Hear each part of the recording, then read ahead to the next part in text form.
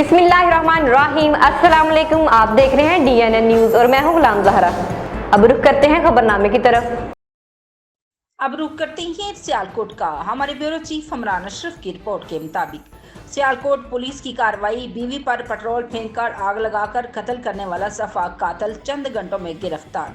सियालकोट थाना किला कालरवाला। सियालकोट के इलाके किला कालरवाला में मुलजिम जाहिद महमूद ने अपनी बीवी नीलम और 8 साल बेटी इमाम पर पेट्रोल फेंककर आग लगाकर फरार हो गया था।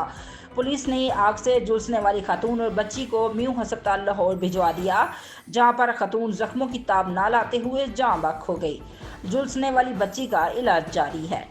सफाक कातिल मुलजिम जाहिद महमूद को SHO थाना किला कालरवाला ने ह्यूमन इंटेलिजेंस और जदीद टेक्नोलॉजी की मदद से चंद घंटों में गिरफ्तार कर लिया। मुलजिम से तफ्तीश का अमल जारी है।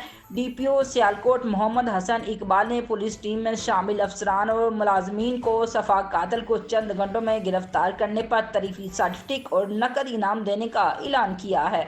अब तक के लिए इतना ही। मजीद खबरों के लिए हमारे साथ रहिए।